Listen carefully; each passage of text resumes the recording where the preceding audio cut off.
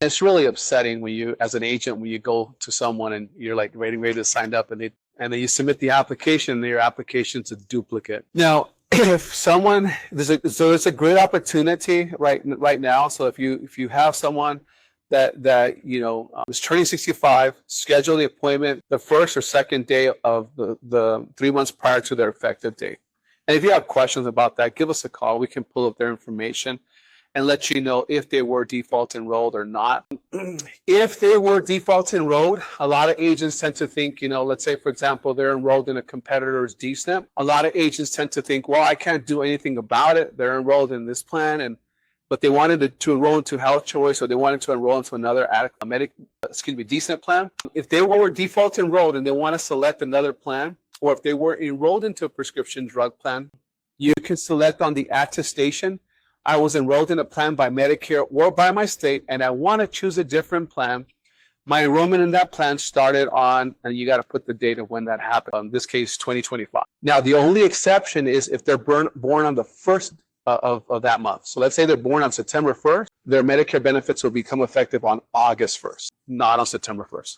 A very good question. It happens to a lot of agents. They show up to the appointment, they submit the application, let's say they go to Superior and sign someone up. They submit the application, they're thinking, I'm going to get $626 of commission for this enrollment. That's the initial commission. And then all of a sudden, they're like, your application is a duplicate, or they're already enrolled into a plan. You can't check that out before. So you have someone let's say you have someone that you want to enroll into our plan. Just give us a call and say, Manny, can you check on this person? They turned 65 in September, or so there's 3 months prior to their effective date. So we can look it up and say, oh yeah, they weren't automatically enrolled. But the best way to beat it, first application. So like, for example, let's say they're enrolled in our Medicaid plan, okay? And they turn 65. Well, if your application is the first, so you submit it on June 1st or June the 2nd, you're the agent of record for that particular application. And I always tell agents, a lot of times agents are they don't want to be too salesy, so I always tell agents, you gotta sell yourself, okay? So if you're talking to someone and you tell them, Miss Betty, hey, I know you turned 65 in September, but I want to schedule an appointment with you on the 1st of June, because that way I can be your agent of record. If you have any questions or any concerns, I can help you. But if I don't meet with you till later on that month, then I may not be your agent of record, because you're going to be automatically enrolled in your plan's DSNP. And you have to call the carrier and all this other stuff, So the agents, the beneficiaries, 9 out of 10 times will say, no, I want you to be my agent of record. What I need to do, I'll see you on June the 1st, But that's something that's really, really important. If the beneficiary, so there's two things that are going to happen. So if someone's turning 65 and they're going to become eligible for Medicare, or they're under 65 and they become eligible for Medicare, Medicaid will not pay for their prescriptions. So let's say, for example, Miss Betty, she's turning 65 in September, but she just became eligible for Medicaid in June. That person is not going to be default enrolled, because we have to enroll them 3 months prior to their effective date.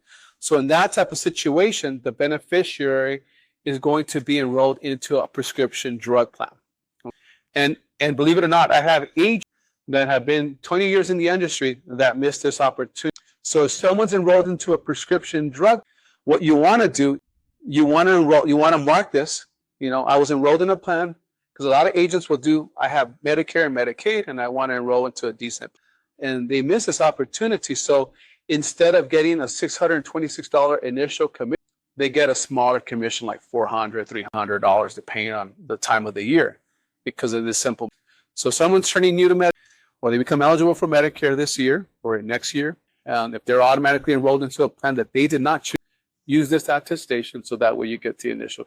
Aligned enrollment. So aligned enrollment means when someone's enrolled in Medicaid and they also decide to enroll in that plan's dual special needs plan, that plan's DSNP. That's aligned enrollment, meaning that they're under the same parent company. So Miss Betty is enrolled in Blue Cross Blue Shield Health Choice Access, and is also enrolled in Blue Cross Blue Shield Health Choice Pathway. That's our DSNP plan. That is considered aligned enrollment.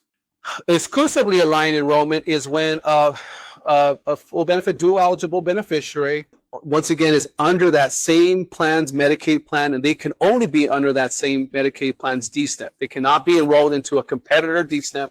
In 2025, all techs, that's Arizona Long-Term Care Systems, elderly, physically disabled beneficiary, need to be exclusively aligned with their all-techs plan and that plan's integrated DSNP plan, also known as FIDE.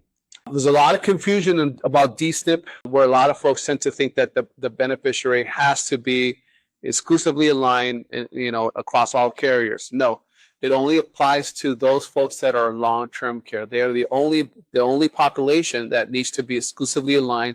They cannot be enrolled into a competitor's plan. Exclusively aligned enrollment is basically everything has to be under the same roof, and there's no other provisions. It has to be no options at all.